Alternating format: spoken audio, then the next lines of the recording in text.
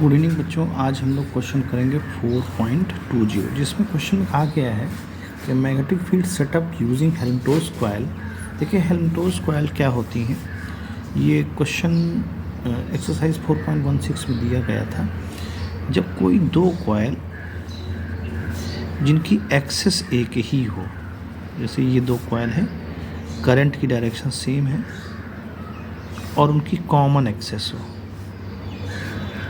तो उसको Helmholtz coil कहते हैं।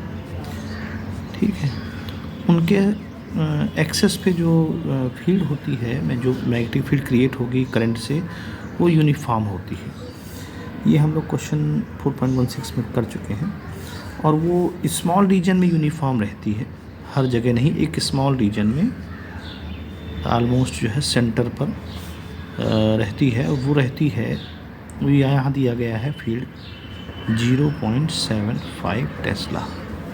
ठीक है, कहते हैं in same region uniform electric field is maintain in a direction normal to the common axis. यहाँ पर इलेक्ट्रिक फील्ड जो है परपेंडिकुलर, एक्सिस के परपेंडिकुलर, यानी अगर ये एक्सिस है तो इसके परपेंडिकुलर इलेक्ट्रिक फील्ड भी जनरेट की जाती है। और वो दी गई है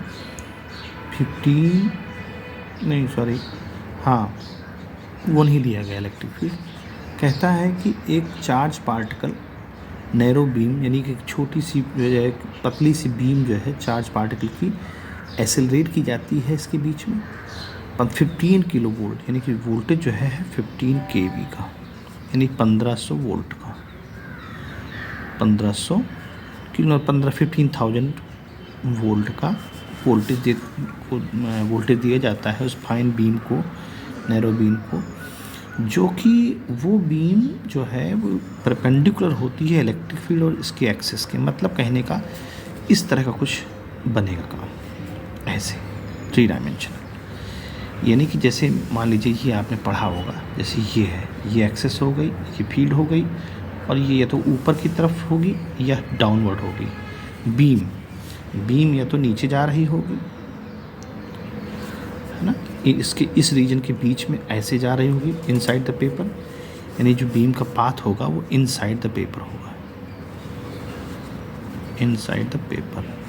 ठीक है, इनसाइड द पेपर होगा, या फिर ऊपर की तरफ होगा। दो ही रास्ते हैं, तो मान लीजिए उसको हमने इनसाइड द पेपर दिखाया कि वो बीम जो है नीचे की तरफ जा रही है। ठीक है, क्वेश्चन में कहा गया है कि बताइए, अभी हम आपको क्वेश्चन समझा रहे हैं। कहता है अगर बीम अनडिफ्लेक्टेड हो, यानी बीम डिफ्लेक्ट ना करे, और वहाँ पर जो इलेक्ट्रिक फील्ड है वो दिया गया है 9 × 10⁵ वोल्ट पर मीटर, ये वहाँ दिया गया है। कहता है अगर बीम अनडिफ्लेक्टेड हो तो गेस करिए कि बीम किससे बनी है, यानी कि जो चार्ज पार्टिकल है किससे बने, मतलब क्या चीज़ है वो आखिर। क्योंकि बीम में चार्ज पार्टिकल होंगे, तो वो चार्ज पार्टिकल क्या है ना। और उसका आंसर का अपना बताइए कि ये यूनिक आंसर है, ऑथेंटिक आंसर है या नहीं। तो देखिए उसके लिए कुछ एजम्पशंस हम लोग मतलब करते हैं। अब देखिए, जैसे मान लीजिए ये हम सब जानते हैं कि जब बीम इसमें जाएगी तो एक उसका अपना अनडिफ्लेक्ट होने की कंडीशन होती है, हम सब जानते हैं अनडिफ्लेक्ट होने की कंडीशन होती है। देखिए अनडिफ्लेक्ट होने की कंडीशन क्या है। अनडिफ्लेक्ट होने की कंडीशन आपने पढ़ा होगा कि जब इलेक्ट्रोस्टैटिक फील्ड, देखिए अब ये कॉइल में करंट फ्लो हो रही है तो इसकी वजह से मैग्नेटिक फील्ड भी होगी, मैग्नेटिक फोर्स क्रिएट हो रहा होगा, और जो कि इलेक्ट्रिक फील्ड है तो इलेक्ट्रिक फोर्स भी क्रिएट हो रहा होगा। जब वो आपस में बराबर होंगे तभी उस बीम में कोई फोर्स काम नहीं कर रहा होगा, नेट फोर्स 0 होगा। तो जब आपस में इक्वल होंगे तभी ऐसा हो सकता है। तो अब जब इक्वल होंगे तो वो अनडिफ्लेक्ट होके चली जाएगी।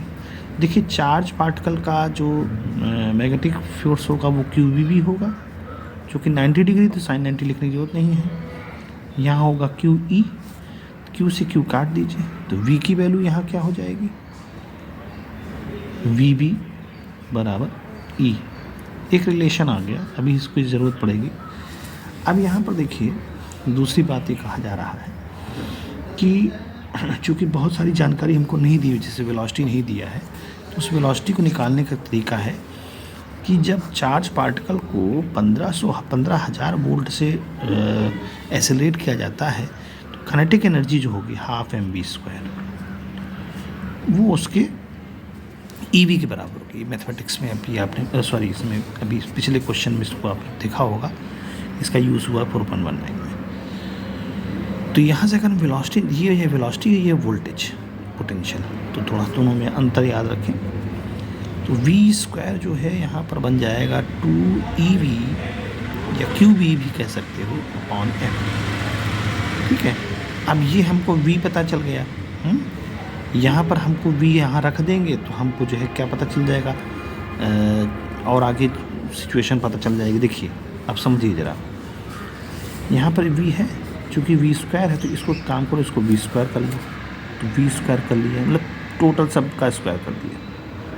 तो इस सॉल्व करने का तरीका है, जो कोई कैसे भी कर ले, कोई समस्या वाली बात नहीं।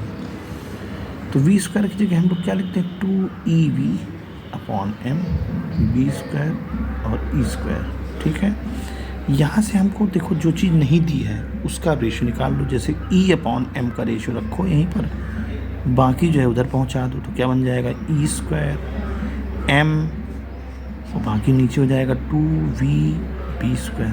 ये वैल्यू आ जाएगी यहाँ पर। अब यहाँ वैल्यू पुट करेंगे अगर हम, m तो घट गया, m नहीं है, तो e अपॉन m को देखते हैं अगर हम यहाँ पर, तो E की वैल्यू जो है कितनी दे रखी है हमको, इलेक्ट्रिक फील्ड हमको इलेक्ट्रिक फील्ड 9 × 10⁵ का स्क्वायर और डिवाइड बाई 2, V कितना दिया है हमारा, V दिया है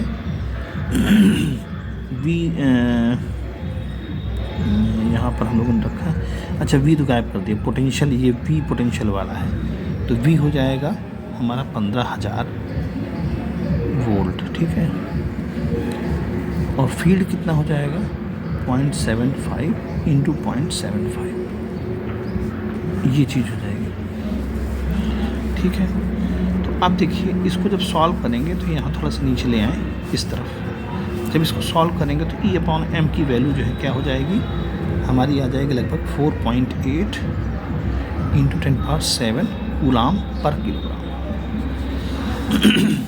अब यहाँ पर समझने वाली बात है, अगर e अपॉन m की वैल्यू हमारी इतनी आ रही है तो क्या ये किसी सिंगल पार्टिकल की हो सकती है, तो ऐसा नहीं है। जैसे ड्यूटेरियम जो होता है, ड्यूटेरियम का चार्ज रखेंगे, अगर ड्यूटेरियम की बात करते हैं, ड्यूटेरियम की बात करते हैं तो चार्ज रखेंगे, 1 इलेक्ट्रॉन का चार्ज होता है उस पर, और मास जो है 2 प्रोटॉनों का होता है।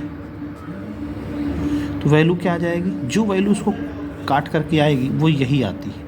तो ड्यूटेरियम भी पॉसिबिलिटी है। दूसरा हो सकता है कि आपका हीलियम हो, हीलियम में भी यही कंडीशन होती है। हीलियम में 2 इलेक्ट्रॉनों का चार्ज होता है, ठीक है, और लगभग 4 प्रोटॉनों का मास होता है। तो जब इसको कट करेंगे तो क्या आ जाएगा 1/2, यानी यहाँ जैसे 1/2 हम लोगों ने किया था उसका आंसर ही आया, तो इसका भी 1/2 का आंसर आ जाएगा। ठीक है, तो 1/2 का आंसर आ जाएगा। तो इसका मतलब ये जो आंसर है ये ऑथेंटिक या यूनिक नहीं है। क्यों? क्योंकि ये कोई भी पार्टिकल हो सकता है, तो इट इज़ नॉट यूनिक। ठीक है, this is why it is not unique answer. तो ये अपने वर्ड्स में लिख सकते हैं, ऐसा कुछ नहीं है। ठीक है, इस तरह से इसको करना है। उम्मीद है आपको समझ में आएगा।